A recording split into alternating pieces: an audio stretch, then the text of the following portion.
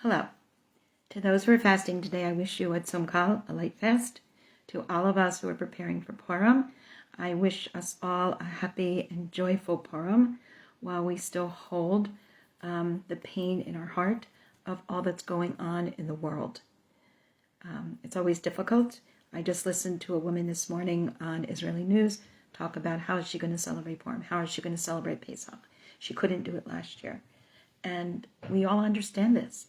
In Israel, families have been torn apart, people have been killed, people are suffering, other people are suffering. We care about all human beings who are innocent and caught within the grips of this violence.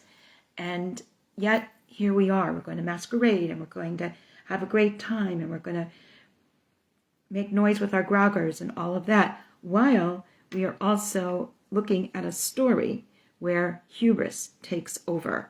And how do we reconcile God's instructions, God's intentions for us, versus the hubris of the human that God created? And that will be the topic of this discussion. Parshat Tisa. The Bnei Yisrael are being challenged, to be sure. They are about to lose their way, and as this happens, God's instructions take a back seat to their own fear at best, and the inflation of hubris at worst. We will look at three elements of this parsha to examine this trajectory.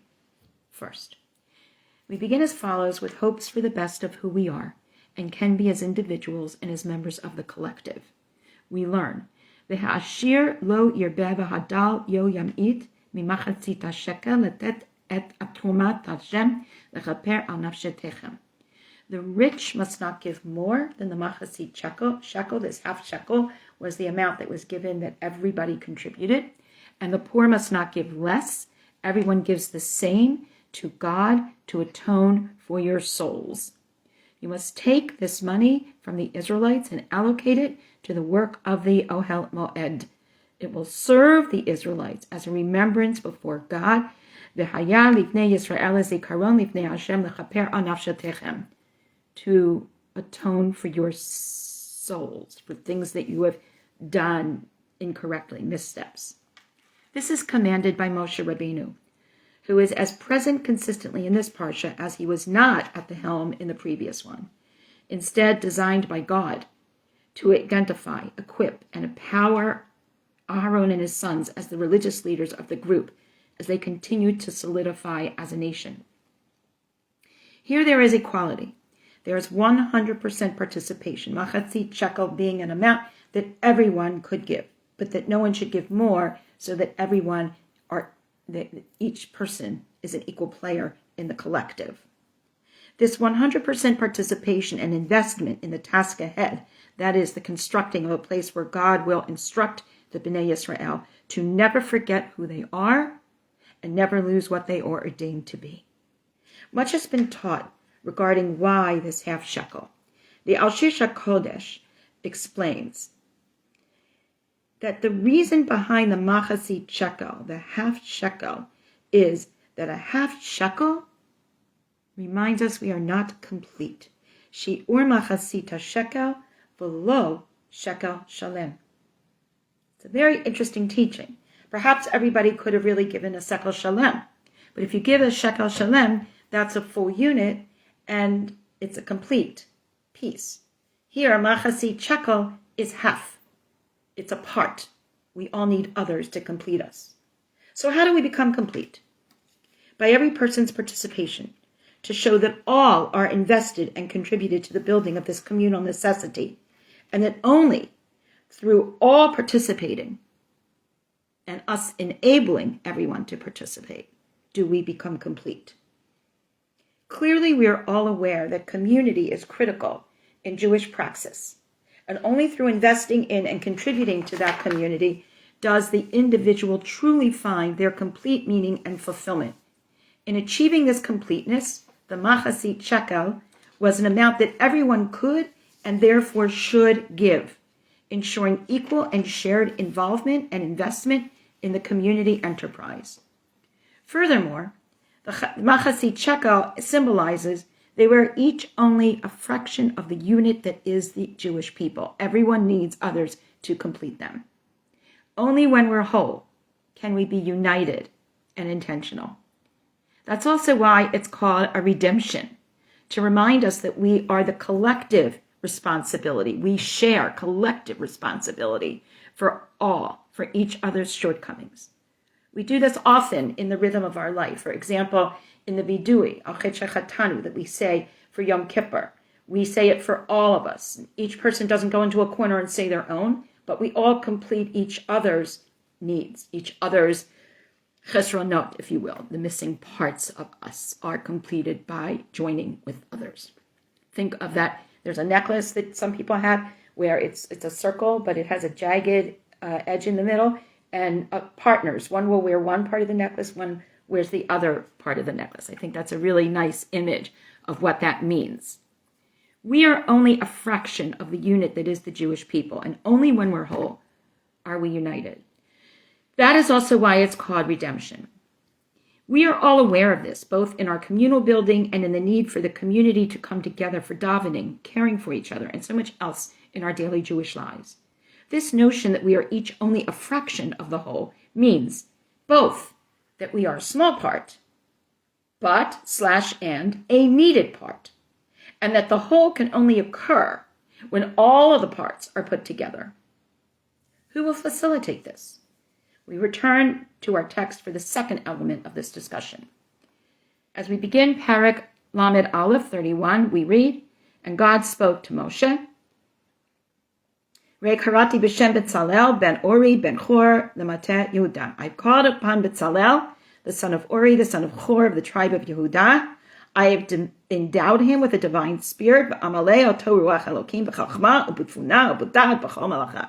He will bring wisdom, he will bring understanding, he will bring knowledge, he will bring inspiration and talent and everything to the task of constructing what is to be constructed, using all of the materials, the gem setting, the wood carving, all of that. And further, I've appointed Ohaliab, son of Achisamach, the tribe of Dan, with him, and I've endowed every wise-hearted person with wisdom, so that they may make what I command you." Again, the Machazit Shekel, and now we see BeTzalel, who is going to have a partner in this enterprise as well. We learn in our Jewish teachings, Tovim Hashnayim min achad, two are always better than one, or as we say in English, two heads are better than one. And here we have this notion as well. So let us consider for a moment who is to be placed in charge of this most important initiative. What qualifications earn BeTzalel the zechut of this position? We are taught that in fact BeTzalel may not have been his birth name, but rather it was an identity he acquired. Some sages suggest that the name implies that he lived BeTzalel, in the shadow of God, thus the inspiration, the da'at that he has. Others imply it is connected to B'Tselem Elohim, or El, that he was guided by the image of God. So how did he earn this nom de plume, if it is indeed such? Let us consider what we are taught about how his life and his attitudes were impacted by what he witnessed and what he experienced, his backstory, if you will.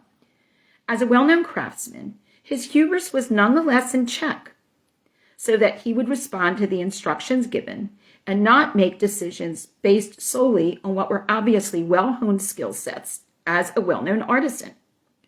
Artistry was important, but doing what needed to be done in the way that was instructed was even more so.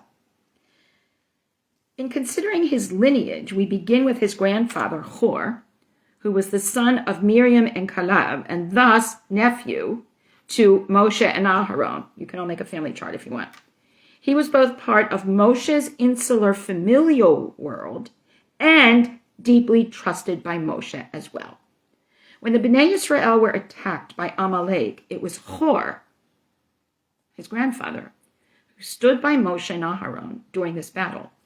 When Moshe ascended Mount Sinai for the duration of the 40 days to study and receive Torah, we are taught that Aharon and Hur were left in charge of the nation. And later, as we shall consider in our third text from this parsha that we will look at, when Bnei Yisrael demanded an idol as an icon to replace Moshe, who was presumed missing on the mountain, it was Hur same grandfather who was assassinated by the mob for not doing what they asked. It is very possible that BeTzalel witnessed his family elder standing up against the crowd, pleading for its patience, begging them to wait a day or two, reminding them of the pledge to not make idols or graven images, and losing his life as a consequence. This may have been a very altruistic act of goodness by a trusted community leader who ultimately was punished for doing exactly what he was supposed to do. How would any average person react or respond to such a sequence and a flurry of events? BeTzalel, our commentary suggests, was clearly different. He was Ben Uri, his father's name, the child of light or enlightenment. BeTzalel had the psychological composition to be able to sift through the competing emotions that impacted him and find consolation. We are well aware that some people emerge from a disaster devastated and beaten, while others, in confronting the worst of life's horrors, find an inner strength and emerge with an evolved understanding of the elements of responsibility of leadership. This was BeTzalel. His birth name is of little consequence to us, whether it was BeTzalel or something else, just as we honestly do not know the birth name of Moshe, so to speak. Yet, we are forever in debt to his leadership, his acumen as a teacher, and his unparalleled relationship with God. So it is with BeTzalel. In the face of a crisis, he turned inward. At a time of panic, he looked to God. He did not simply pray. He took his prayers to heart. And in doing so, he became so close to God that it was evident even to the people around him, and ultimately earned him the position of crafting this important part of the community. So, when Moshe descended the mountain with instructions about the Mishkan, who better than BeTzalel to be the architect and the designer? Who better to bring God's dream into a worldly focus than a person who may have experienced very different and opposite emotions on the spectrum of human reactions, and in spite of all of it, maintained his groundedness, knowing fully well that no matter how important and central we are, each and all of us, merely a fraction of the whole of which we are a part. Only with this foundational quality of humility could BeTzalel be the one called to such a lofty task. Now we turn to the third element of our Parsha that we will explore and see one of those opposite situations, one to which we just referred. V'yar ha'am ki bashesh Moshe laredet min ha'ar. The people saw that Moshe had delayed in coming down from the mountain. They gather around Aharon and they say, "Arise, make us substitute leaders that will lead us." Why? Ki ze Moshe ha'ish asher ha'alanu ma'aretz Mitzrayim lo yadanu ma hayalo. Because Moshe, the person who led us up out of Egypt, we don't know what became of him. All right. So many things are wrong with this. Number one, much commentary has been written on Boshesh. What does it mean that Moshe delayed? Did they miscount? Did they think he was coming back in the morning and he came back in the evening? How were they counting the days? Any of us who have ever had to count days understands that.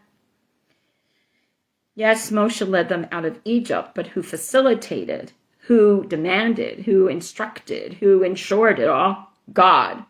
So notice they're not even looking to replace God, they're looking to replace Moshe. And when it says, Asher yalchu lefanenu, it says, make us gods who will go before us. This is yet another slip. Maybe they have a desire to follow other nations that they have seen in their journeys and have many gods, many leaders. So there is just so much here that is indicative of missed points. Aharon then says to them, remove the gold rings from the ears of your wives, your sons, your daughters, and bring them to me. And when Aharon says this, Rashi comments, Amar Aharon belibo, Hanashim v'yeladim chasim al tachshateim, shema yitakev hadavar, b'toch kach yabot Moshe. They're not going to give away their jewelry so quickly. They want their possessions. So this is a delaying tactic. And Moshe will be back in the time that they are all fighting over this, and then it will be averted. And the women, we are taught in the Midrash, did not give their jewelry for this purpose. Aharon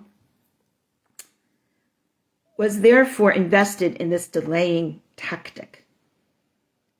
So now the question is, Aharon tries something, it doesn't work. Is this a test for him? Is God not happy with anybody at this point? There's all kinds of wrong here. So ultimately, the people do take the gold and they bring it to Aharon, and he can make this egel masecha, a molten calf. Masecha is a word we use for mask. We will see lots of masechot tonight at the Purim reading, at the Megillah reading. And what happened was that Aharon cast the gold into the fire, as Rashi teaches, and then it just turned into a calf by some kind of magic. So my question is, what is being masked here? We call this the Egel Zahav, Egel Masecha. What is lost? The mask is everything they are not supposed to be. They're not supposed to be connected to this Egel Zahav. This is when they have completely lost their way. Hubris comes in many forms. And if the people think that somehow they can undo God by getting the right people to do what they want them to do, then this is a problem. And unfortunately, that's a lesson that is quite relevant and poignant today in our lives as well. Ela Elokecha, these are your gods. But it does not say these are ours. And that's another part of the text where they ask Aharon to do these things. And he says, Elokechem. He is taking himself out of the equation. This is not for him. He's sanctioning the people as well. Another thought that Rashi brings up to protect the integrity of the Jewish people is Rashi says, we know that a mixed multitude of people came up, Erev Rav, we've talked about that a lot, from Mitzrayim with the Jews. Other people were being abused, other people were being, dealing with intolerance, being treated as slaves, all of that. And it's very possible that those were the ones who made the golden calf. And then the Israelites would see what they're doing and might have been unduly influenced. This is opined as an option by our commentators to address the very negative implications of the possibility that the entire group of the Bnei Israel participated. Obviously, this is a very troubling set of circumstances, no matter how you look at it. Also, the numerous delaying tactics that Aharon undertakes to foil the plan are also indicative of the problem. Aaron saw that he had no choice. He works with them, and then he says, Chag Ladoshem Machar. It will be a holiday, it will be a festival to God tomorrow. So here, when it says, he saw what was going on, Lefanav Vayigra Aharon Vayomer Chag, Vayiven Mizbeach, and he built an altar. In other words, this was also to delay them as well. When he says tomorrow there will be a festival to God, he says, Moshe will come back before they serve it. So again, this is another delaying tactic. So Aharon understood all of this. And Aharon tried to avert it, but of course it did not work. By calling it a Chag Ladoshem, Rashi, again, in protecting Aharon, says that Aharon's real intention, B'libo Haya L'Shamayim, he's doing what he needs to do to keep these people in whatever condition they need to be kept in. But B'libo, in his heart, he is thinking of God. But Tuach Haya, he was sure that Moshe would come and that they would ultimately serve God in the correct way. They rose early the next morning and sacrificed their offerings. They brought peace offerings. The people ate and they drank. They got up to revel. And of course, this is what Moshe comes down and sees. God says to Moshe, go down Ki shichet amcha asher halita, because your group has absolutely become corrupt. Shichet, along with Hamas, are the two words that are often used in our text to indicate corruption. This is harsh speech. He spoke to them, vayidaber itam kashot, like this, harshly, reprimanding them. And then God is upset because God says, lech, red, go down, get down from here, leave the mountain. I only gave you your greatness for their sake. Lo natati lecha gedula ela bishvilam. It wasn't just for you. And that's from the Gemara, Brachot, page 32a. I'm sorry, 30b, just kidding. And at that moment, Moshe was excommunicated from the heavens, so to speak, by the heavenly court. And then this particular clip of text ends with, Chasru mahar min haderech asher tzivitem. They have abandoned, chaser means absent or not there or non-entity. They have abandoned quickly from the way that they have been commanded. Asula mega masecha. They made this masked calf. In other words, a mask. A mask being something hiding behind it, not being real, not being who they are, not being able to see their way. All of those meanings. And not only that, vayishtachu, vayishtachavu lo. They bowed down to it, vayizbachu lo, and they sacrificed to it. Ela Elokecha Yisrael asher halechem me'eretz Mitzrayim. And they said, this Israel is your God who brought you up from Egypt? What's going on here? In spite of Aaron's attempts to foil their plans, once the crowd mentality takes over, even Aaron, that fraction of the whole, no matter how influential and prominent, could not undo the fervor of what was now a completely different whole than the one that the Machazit Shekel talks about. Only with following instructions properly delivered does the entirety of the group and its fractional parts of individuals work well. When this happens, an individual such as BeTzalel can rise and accomplish so much. But when the whole entity, or a sizable portion of it, loses its way and proper sense of being, even BeTzalel and Moshe Rabbeinu can be undone. Going all the way back to when Abraham is pleading with God, save stone, 50, 45, 40, 30, stops at 10. Because when it's a too small portion of the whole, it can't possibly work in the way that it's supposed to, no matter how noble, no matter how right, no matter how righteous that portion is. We all need to remember the lesson of the Machazit Shekel and the danger of the ego masecha. This is a most important message for all of us about leadership and our part in maintaining our sense of purpose, our leaders' sense of purpose, our collective sense of purpose, and the notion that ultimately we are all responsible collectively to Ribbanu Sha'olam. I wish all a Chag Purim Sameach, and as always, unfortunately these days, with prayers for all of those who are suffering in our very damaged world. Lihitraot.